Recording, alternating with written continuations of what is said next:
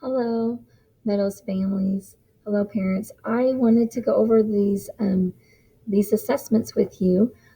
This is something we are going to be doing regularly. So we will be starting a grade book, and we will be determining grades based on assessments and Google um, Classroom assignments. And so the math is called modules, and our reading is units. So when we get to the end of a math module and the end of a reading unit, we will be sending home assessments as part of your assignment. So instead of independent work, we will be replacing those at the end of these units and modules with these assessments that you will need to administer with your child and have them turned in so we can get them graded and entered into the grade book. So I just want to go over these with you. The one thing that I would really ask is that you do not prompt them, you do not coach them, you do not try to get a correct answer out of them. It is really I really need to see what they know. And if they don't know it, that's fine. As a grade level team, a kindergarten team, we meet regularly every week and we go over data and it helps us determine a direction and a plan to go in a forward momentum to help meet the needs and create small groups and kind of determine how to go in a forward direction with curriculum. So if our data is skewed and it's not accurate or correct, or it's not true data, that is really not going to be helpful to our students. So we want to avoid that. So as you're going through this, you can do all of the. In fact, you should do all of the work with your mouse, the sliding and the moving. We just want them to be able to give the answer without any prompting or coaching. So go ahead on this first part. They're just going to count. Click on the box, and you can just type in the numeral to match the number of dots.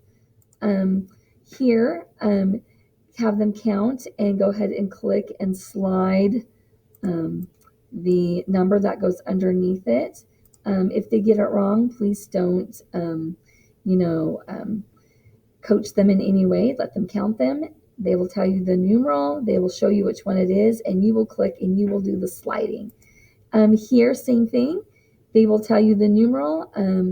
You can slide the dots, and they will count them. And if they get it wrong, it's okay. They get it wrong. So let them determine how many dots go in each box to match the numeral.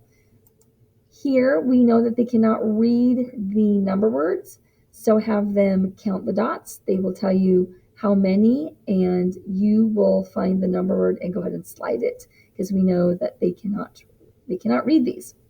Not yet. Okay. For the reading, once again, no coaching, no prompting. You're going to go through and they're going to read the sight words, and if they get it correct, circle the the check mark. If they get it incorrect, move the circle over the X. And I would give them about 3 seconds. We're really going for fluency here. So we have our sight words, and then when we get down to here, there are sound clips. So you can click on here. Oops. Click right. There we go. Click, and it's a recorded directions, and then they will give the answer, and you with the mouse can move and circle their answer. When we get down to here, we are suggesting really that your child not look at the screen. The reason we said that was because this is syllable work, and it's also listening to ending sounds, and we know right now that is tricky, and we're honestly not really expecting them to um, well to do exceptionally well in this area. And so if you're finding that, don't panic, it's fine. This is work that we work on all the way to the end of the year. So we discourage them from looking at the screen because really they don't need to at this point. It's just listening.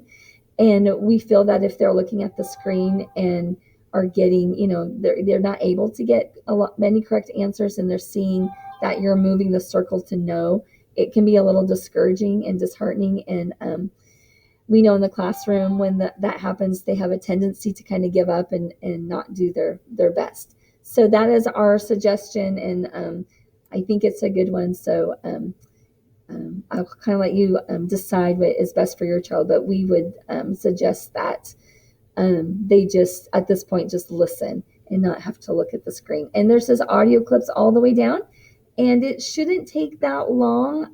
If they're spending a lot of time on something because they don't know it, just mark no and keep going. So I want to actually thank you for doing this. I know this is one extra thing, but honestly, I do not have the time to meet with.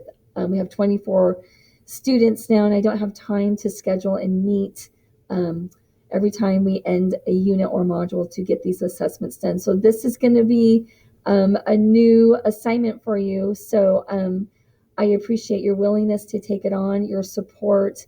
Thank you for having your children in class on time every morning. It's such a struggle, and we have such an early start. And we know that this is getting tougher, and it felt like this was going to be something temporary. We thought, we would have you back for hybrid, and it doesn't really feel like that at the moment. So going in a forward direction, this is what we're going to be doing. So these assessments will be part of our routine now. So I thank you so much for taking this on, and your support and your willingness to do it. I appreciate you more than you know. So thank you so much. And thank you for getting this turned in. If you could have it turned in by Monday, I would be so happy, happy, happy. So if it's a possibility, please try for that, and I would greatly appreciate it. Thank you very much. I hope you have a wonderful weekend. Thank you.